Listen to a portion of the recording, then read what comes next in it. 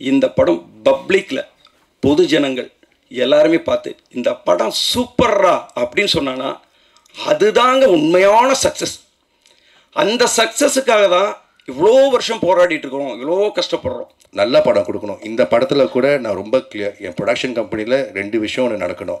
ஆபாச காட்சிகள் இருக்கக்கூடாது, லேடிஸ்க்கு ரெஸ்பெக்ட் கொடுத்து தான் எடுக்கணும். தேவைப்படாமல் வந்து ஒரு லேடியை வந்து ஆபாசமாக காட்டுறது எனக்கு பிடிக்காது. ஃபேமிலியாக படத்துக்கு வரணும். ஒரு பிள்ளையோட கண்ணை மூடிட்டு படத்தை பார்க்க சொல்லக்கூடாது.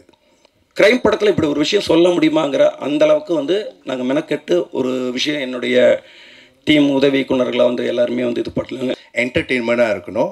அது வந்து ஒரு தியேட்ரிக்கல் எக்ஸ்பீரியன்ஸாக இருக்கணும். ஸோ நான் அஷ்ரஃப் கூட உட்காரும் போது கதை கேட்கும்போது நேராக சொன்னேன், எனக்கு கதை நல்லா இருக்குது, இதோட டீசர் என்ன, ட்ரெய்லர் என்ன, நான் அப்படி தான் வந்து படத்தை கேட்பேன். டீசர் என்ன, ட்ரெய்லர் என்ன, அதோட கட் எனக்கு தெரியணும். அதுக்கப்புறம் ஷார்ட் ஃபிலிம் எடுப்போம். உங்களுக்கு அந்த 20 நிமிஷம் எப்படி எடுக்கிறீங்க நான் பார்த்துறேன். அப்புறம் 2 மணி நேரத்துக்கான ஆப்பர்ச்சுனிட்டி நான் கொடுத்துட்றேன். ஸோ அப்படி தான் இந்த படம் வந்திருக்கு. படம் வந்து ஒரு முக்கியமான ஒரு சோஷியல் மெசேஜை க்ரைம் த்ரில்லர் ஜான்ராவில் சொல்ல முடியும்னு எடுத்த முதல் அட்டம். இந்த மாதிரி யாரும் எடுத்தது கிடையாது எனக்கு தெரிஞ்சு. அந்த வார்த்தை வந்துட்டு ஒரு ஆடியன்ஸாக வந்து தேட்டரை விட்டு வெளியில் வரும்போது அந்த மைக்கை நீட்டும்போது வந்து அவங்க சொல்லிட்டு போகும்போது அதை நான் சாதாரணமாக எத்தனை தடவை நானே ரிவ்யூ வந்து அப்படி நகர்த்திட்டு போயிருக்கிறேன். அது ஒரு இயக்குனருடைய பெயின் என்னங்கிறது வந்துட்டு இப்போ எனக்கு தோணுது. என் படம் வந்து இப்போ ஆகஸ்ட் 1ஆம் தேதி ரிலீஸ் ஆகுது. அந்த ஆகஸ்ட் 1ஆம் தேதி முதல் ஷோ பார்த்துட்டு வெளியில் வரும்போது அவங்க வந்து எப்படி சொல்லுவாங்க, அது சொல்லும்போது நம்மளோட ரியாக்ஷன் என்னவா இருக்கும் அப்படிங்கிறது எனக்கு இப்போவே வந்து ஆச்சரியமாக இருக்குது. இந்த படம் வந்து சம்திங் டிஃப்ரெண்ட். எனக்கு வந்து நான் யோசிக்கும் போது ஒரு இன்டர்நேஷ்னல் மார்க்கெட்டுக்கு என்ன கொடுக்கணும், அதை வந்து எப்படி எக்ஸிக்யூட் பண்ணணும், என்ன மாதிரி டீம் இருக்கணும், அந்த மாதிரி. இந்த படம் நீங்கள் பார்க்க போகிறது கூட நான் சிங்கப்பூர்லேருந்து ஒரு டீமை கூப்பிட்டு வந்து இந்த படத்தை பார்த்து என்ன கமெண்ட்ஸ் இருக்கோ அதை திருப்பி ரீஎடிட் பண்ணி பர்ஃபெக்ட் வெர்ஷனாக தான் நான் வெளியே கொண்டு வரேன். அது வரைக்கும் நான் விடவே இல்லை. இந்த படத்தை நாங்கள் 2023 ஜூனில் முடித்தோம். ஃபைனல் காப்பி 2023 டிசம்பரில் இருந்துச்சு. ஆனால் நான் 1 வருஷம் எடிட் பண்ணியிருக்கேன் படத்தை. எனக்கு வர அந்த பர்ஃபெக்ட் வர வரைக்கும் நான் எடிட் பண்ணிக்கிட்டே உட்காண்டிருந்தேன். ஏன்னா எனக்கு வந்து அது என்னோடய ப்ரொடக்ஷன்னு சொல்கிறத விட எனக்கு நல்ல படம் கொடுக்கணும். ஸோ இன்றைக்கி வந்து இந்த படம் வந்து எனக்கு இந்த சின்ன படம் பெரிய படம் டிஃப்ரென்ஸ் பார்க்க தெரியாது. நல்ல படம் இல்லை, இவ்வளோ தான் எனக்கு தெரியும். இந்த படத்தை வந்து ஒரு போஸ்டராக இருக்கட்டும், கமிங் சூன் போஸ்டர்லேருந்து இப்போ வரைக்கும் டீசர்லேருந்து எல்லாத்தையும் எக்ஸிக்யூட் பண்ணுறது, ரைட், சிங்கப்பூர் மலேசியா வரைக்கும் இந்த நியூஸ், இந்த படம் இப்படி ஒன்று வருதுன்னு தெரியுது. அதுக்கு காரணம் வந்து செந்தில் சார் அப்புறம் மீடியம் தம்பி ராமையா சார் கூட வந்து எனக்கு நிறையா சீன் கிடையாது. ஆனால் எனக்கு ஒவ்வொரு டைமும் இருந்து சொல்லி கொடுத்துட்டு போனார். ஷில்பா கூட வந்து எனக்கு சீன்ஸ் இருந்துச்சு, சொல்லி கொடுத்தாங்க. அவங்களும் வந்து ஒரு ஸ்போர்ட்ஸ் பர்சன், அதனால் எங்களுக்கு ஈஸியாக சிங்க் ஆகிடுச்சு. வெற்றி சாருக்கு வந்து நான் ரொம்ப தேங்க்ஸ் சொல்லணும். ஏன்னா நிறைய ஃபைட்டிங் சீன்ஸ்லாம் அவர் கூட தான். ஓகே, எப்படி கரெக்டாக வந்து அந்த மீட்ரு கரெக்டாக இருக்கணும்னு எனக்கு சொல்லி கொடுத்துருக்காரு, எக்ஸ்பீரியன்ஸ். ஸோ அதனால் நல்ல குவாலிட்டியான படம் எடுக்க நாங்கள் ரெடி. நீங்கள் சப்போர்ட் பண்ண ரெடியாக இருந்தீங்கன்னா நாங்கள் ரெடியாக இருக்கோம். தேங்க்யூ சொல்லிக்கிறேன். இன்றைக்கி தான் பார்க்குறேன் அவரை ஃபர்ஸ்ட் டைம். ஆனால் நான் வந்து எப்போ சிங்கப்பூரில் நான் வீடியோ தொட்டேன்னா ஒரு ஆக்ட்ரஸோட காடிக்கு அது திறந்தோன்னே அடுத்த சீன் இவர் தான் இருப்பார். ஸோ எனக்கு அவர் இப்படி ஒருத்தர் இருக்காருன்னு எனக்கு நல்லா தெரியும், பேர் அப்போ தெரியாது. இன்றைக்கி தான் பார்த்தேன். இப்போ கரெக்டாக வராரு, இங்கே போங்க அங்கே போங்க, கரெக்டாக எக்ஸிக்யூட் பண்ணுறாரு. ஏன் அவர் வந்து இவ்வளோ பாப்புலர்னு எனக்கு தெரியும். ஸோ இவரும் வந்து தேங்க்யூ சொல்லிக்கிறேன். சென்னை ஃபைல்ஸ் முதல் பக்கம். இந்த படத்தில் வந்து நான் நடித்தா கரெக்டாக இருக்கும் அப்படின்னு டிசைட் பண்ண அஷ்ரஃபுக்கு என்னோட நன்றி தெரிவிச்சுக்கிறேன். அவரோட ஷார்ட் ஃபிலிம் பார்க்கும்போதே ஒரு கான்ஃபிடென்ஸ் இருந்தது. ஓகே, இந்த ஆள் கரெக்டாக படம் மேக் பண்ணுவார், குவாலிட்டியாக எடுப்பார் அப்படின்ற ஒரு நம்பிக்கை இருந்தது. அதே மாதிரி சொன்ன நம்பர் ஆஃப் டேஸில் கரெக்டாக ஷூட்டிங் முடிச்சு கொடுத்தாரு. ஸோ ரொம்ப நாளைக்கு அப்புறம் ஒரு இன்டென்ஸான ஒரு க்ரைம் த்ரில்லர் படம் பண்ணியிருக்கோம். எல்லாம் ஒரு ஃபேமிலியாக பண்ணியிருக்கோம்.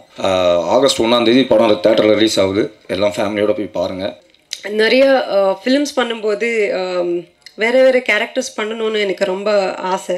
ஸோ அந்த மாதிரி இந்த படத்தில் கூட நான் ஒரு ஜேர்னலிஸ்டாக ப்ளே பண்ணியிருக்கேன். So firstly thank you Ashraf for believing in me. And படம் ரொம்ப நல்லா வந்திருக்கு. And I want to welcome Mahesh to the industry, to a beautiful industry. So as an actor and a producer, so August 1st இந்த thriller movie release ஆகிட்டுருக்கு. எல்லோரும் பாருங்கள், enjoy பண்ணுங்கள் and support பண்ணுங்கள். இந்த ப்ராஜெக்ட் எப்படி உருவாச்சுங்கிறதுக்காக ஒரு குட்டி கதை சொல்லி தான் ஆகணும். நான் உங்கள்கிட்ட சொன்னேன், இந்த படம் இத்தனை நாளில் முடிக்கிறேன் அப்படின்னா அதே நாளில் முடித்தேன். ஒரு நாள் கூட எக்ஸ்டெண்ட் பண்ணாமல் அந்த படத்தை வந்து நான் முடித்தேன். இது வந்து பட்ஜெட்டாக சின்னதுன்னு நம்ம சொல்ல முடியாது. ஏன்னா இந்த கதைக்கு என்ன தேவையோ அந்த கதைக்கானது வந்து கொடுத்துட்டாங்க. அங்கேருந்து நம்ம ஒர்க் பண்ணிட்டு வரும்போது அந்த ஸ்டைல் வேறு, பட் இங்கே வரும்போது நம்மளோட ஸ்டைலை மாற்றிக்கணும். இந்த படத்தை ஸ்க்ரீனில் பார்க்கும்போது பெரிய படமாக இருக்கணும், அதில் எந்த மாற்றமும் இருக்கக்கூடாதுன்னு நாங்கள் முடிவு பண்ணேன். இந்த ட்ரெய்லர் கூட உங்களுக்கு அப்படிப்பட்ட ஒரு ஃபீல் கொடுத்துருக்குன்னு நான் நினைக்கிறேன். இது ஒரு பெரிய படமான ஒரு ஃபீலை கொடுத்துருக்கிற அளவுக்கு நான் எடுத்திருக்கிறேன். இந்த படத்தை வந்து இன்னும் வெளியில் இருக்கக்கூடிய நபர்கள் யாரும் பார்க்கல, எங்களுடைய டீம் மட்டும் பார்த்தாங்க. அந்த டீமில் இருக்கிற எல்லாருமே வந்து அப்ரிஷியேட் பண்ணாங்க. எனக்கு என்னுடைய டீம் அப்ரிஷியேட் பண்ணுறதுங்கிறத விட பப்ளிக்காக என்னுடைய இயக்குனர் சங்கத்தை சார்ந்த என்னுடைய நண்பர்கள் இயக்குனர்கள் வெளியில் பப்ளிக் எல்லாருமே வந்துட்டு பாராட்டினா தான் என்னுடைய முதல் பக்கத்துக்கு அப்புறம் அடுத்த பக்கமும் ஓப்பன் ஆகும். ஸோ இந்த முதல் பக்கங்கிறது எனக்காக வச்ச பேர் அல்ல, சென்னை ஃபைல்ஸ் முதல் பக்கங்கிறது ஒரு கேஸ் ஃபைலை வந்து ஓப்பன் பண்ணக்கூடிய ஒரு விஷயம் இந்த கதையில் இருக்குது. அது வந்து எனக்கும் அது பொருந்துகிற மாதிரியான ஒரு விஷயமா இருந்தது. தயாரிப்பாளர் அவரும் சொன்னார், இல்லை இது ரொம்ப நல்லா இருக்குது, எல்லாத்துக்குமான ஒரு விஷயமா இருக்குன்னாரு. சரி ஓகே அப்படின்னு சொல்லி இதை நாங்கள் ஃபிக்ஸ் பண்ணோம். முருகதாஸ் சார்ட்டிருந்து ஒரு விஷயத்தை வந்துட்டு நான் கற்றுக்கிட்டு வெளியில் வந்த விஷயம் என்னென்னா, அவர் ஒரு கதை முதல்ல வந்து டிஸ்கஷனில் பேசும்போது முதல்ல ஒரு சோஷியல் மெசேஜை வந்து முதல்ல எடுத்துக்குவார்.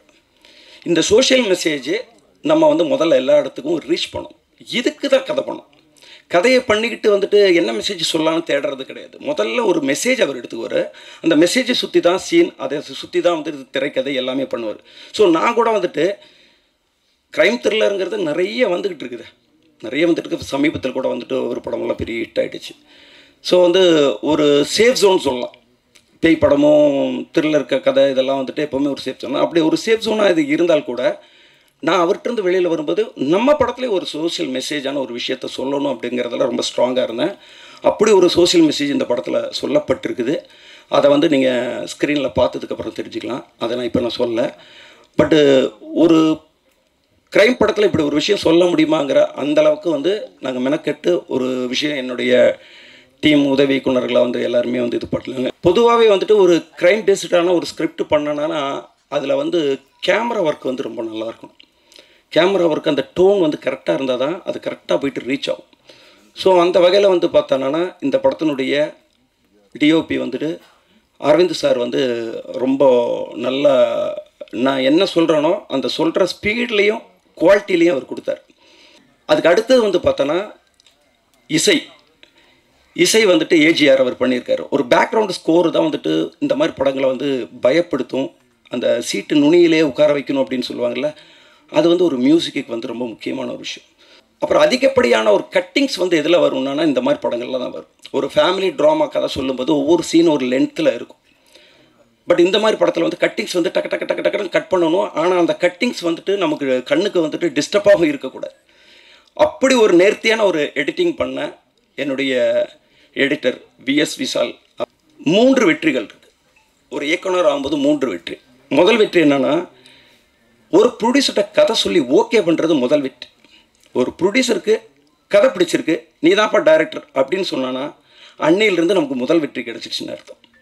2வது வெற்றி, நம்ம அந்த ஷூட்டிங்கை முடித்து பூசணிக்காய் உடைக்கிறோம் பாருங்களேன், அப்பா எத்தனையோ வருஷம் கனவு அதை வந்து மொத்தமாக எடுத்து உடச்சிட்டுண்டா, சக்ஸஸ் முடிஞ்சு போச்சு அப்படிங்கிறது 2வது வெற்றி.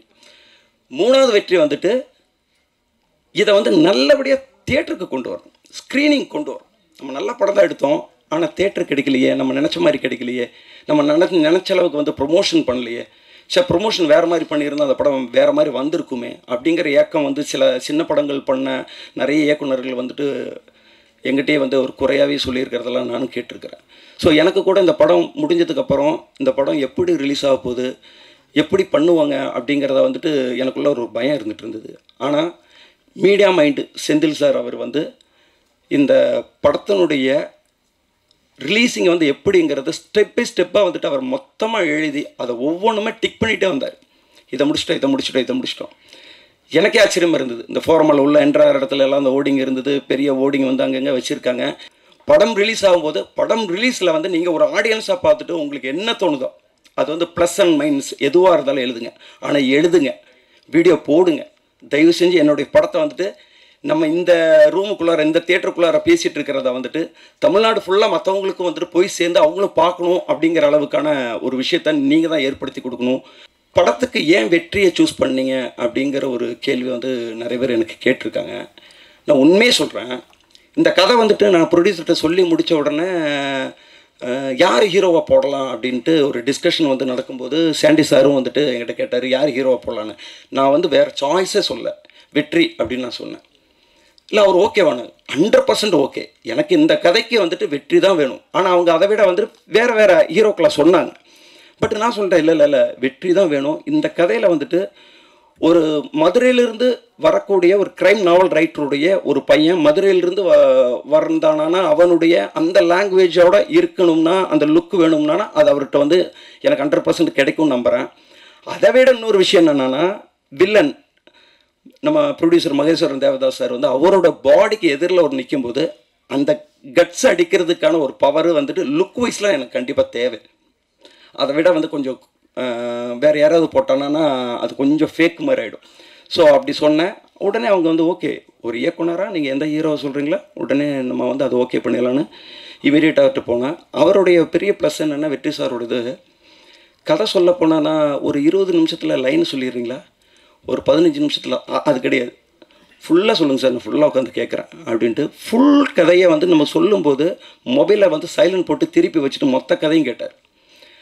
அந்த கதையை கேட்டது மட்டும் இல்லாமல் மறுபடியும் எங்கிட்ட பவுண்டட் ஸ்கிரிப்டும் எங்கிட்ட இருந்து வாங்கி அந்த கொடுத்ததுலேருந்து 3 நாளில் படித்து முடிச்சிட்டாரு.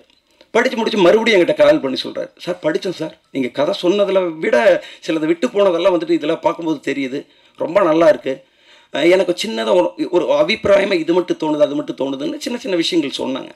அது சிலதை வந்து மாற்றிருக்கேன், சிலதை இல்லை சார் அது அப்படி தான் வேணும் அப்படின்ட்டு ஒரு இது பண்ணேன். அப்புறம் அதேமாதிரி வந்து ஷில்பா மஞ்சுநாத் அவர்கிட்ட வந்து நான் கதை சொல்கிற நேரத்தில் அவங்க டெல்லியில் இருந்தாங்க. பட் அவங்க கதை வந்துட்டு ஃபோனில் கேட்டுட்டு நான் வந்து இத்தனாம் தேதி இங்கே வருவேன், வந்தது வந்துட்டு நம்ம மீட் பண்ணுவோம் அப்படின்னாங்க. சரி ஓகேண்ணே. அப்புறம் நான் அவங்கள்ட்ட வந்து சொன்னேன், ஃபுல் கதை வந்து நான் மொபைலில் தான் சொல்ல வேண்டிய ஒரு சுச்சுவேஷன் இருந்தது. அவங்க வேறு ஏதோ நான் ஒரு படத்தை வந்துட்டு சூஸ் பண்ணும்போது 2 விஷயத்துக்காக தான் சூஸ் பண்ணேன். ஒன்று, என் கேரக்டர் இந்த படத்தில் பவர்ஃபுல்லாக இருக்கா, இல்லை இந்த படம் சூப்பராக இருக்கா. ஒரு சூப்பர் படத்தில் நான் நடிக்கிறதுக்கும் நான் தயார், இல்லைன்னா என் கேரக்டர் ரொம்ப பவர்ஃபுல்லாக இருந்தாலும் நடிக்க தயார். அப்படி இருக்கும்போது இதில் 2மே இருக்குது, நான் பண்ணுறேன் அப்படின்னாங்க. ஸோ ரிப்போர்ட்டரை நான் வந்து இப்போ பார்க்குற ஷில்பா மஞ்சுநாத்தை வந்து நாங்கள் ஷூட்டிங்கில் பார்க்கல, திடீர்னு வரும்போது ரியலாகவே ரிப்போர்ட்டர் வந்து ஏதோ நம்ம படத்துக்கு வந்துட்டு பேட்டி எடுக்க தான் வந்திருக்காங்கிற மாதிரி அவ்வளோ அந்த லுக்கை மெயின்டைன் பண்ணி அவங்கள வந்து அப்படி ஒரு காஸ்டியூம்ஸ் விஷயம் எல்லாம் அவங்களுக்கு மெயின்டைன் பண்ணி கொடுத்தா கூட அவங்க வந்து நிற்கும்போது வந்து ஒரு ரிப்போர்ட்டர் மாதிரி வந்து நின்னாங்க. இந்த படத்தில் வந்துட்டு தம்பி ராமையா சார் முக்கியமான ஒரு ரோல். அவர் எப்படி கும்கி மைனா அந்த படத்தில் வந்து ஃபுல்லாக வந்து த்ரோட்டாக வந்துட்டு நடிச்சிருந்தாரோ அதே மாதிரி இந்த படம் வந்துட்டு நிறைய அவர் பேலன்ஸ் பண்ணி தூக்கிட்டு போயிருக்கார். சில கதைகள் மட்டும் சில கேரக்டர்களுக்கு வந்து நமக்கு சாய்ஸே இருக்காது, இந்த கேரக்டருக்கு பதில் வேறு யாரை போடலாம் அப்படின்னு யோசிச்சானா அந்த யோசனையே இருக்காது. அது மாதிரி வந்து நான் தம்பி ராமையா சாரோட பேரை நான் படத்தில் கதை முதல் பவுண்டேடு எழுதும் போதே ராமையா அப்படின்னு சொல்லி தான் எழுதினேன். தம்பி ராமையா அண்ணன் தான் நடிக்கணும், அதுக்காக நான் நேம் வந்து ராமையா அப்படின்னு எழுதினேன். என் படத்துலேயே அவரோட பேர் ராமையா தான் வைக்க முடிஞ்சுது. எனக்கு அந்தளவுக்கு நான் அதில் வந்து இன்ஸ்பிரேஷன் ஆகிட்டேன். கின்ஸ்லே வந்து இந்த படத்தில் வந்துட்டு ஒரு தனி ட்ராக் காமெடியாக வந்து நடிக்கல. அவர் வந்து ஷூட்டிங் ஸ்பாட்டுக்கு வந்து அவர் பார்க்கும்போது நமக்கு சிரிப்பு வரும். அவர் நார்மலாக வந்துட்டு நேற்றுக்கு ஷூட்டிங் போன இடத்துல என்ன நடந்துச்சுன்ட்டு அவர் சாதாரணமாக தான் சொல்லிட்டு இருப்பார், ஆனால் நமக்கு அப்போவே சிரிப்பு வரும் அவரோட ஒரு மாடுலேஷன். ஸோ அது மாதிரி வந்துட்டு இந்த படத்தில் வந்துட்டு இந்த கதைக்குள்ளாரே தனியாக ஒரு பார்ட்டான ஒரு விஷயமா இல்லாமல் அந்த கதையோடு ஒட்டி அவருடைய காமெடி வந்து இருக்கும். இங்கே வந்திருக்கிற அனைத்து நண்பர்களுக்கும் மீண்டும் நன்றி சொல்லி விடைபெறுகிறேன். நன்றி, வணக்கம்.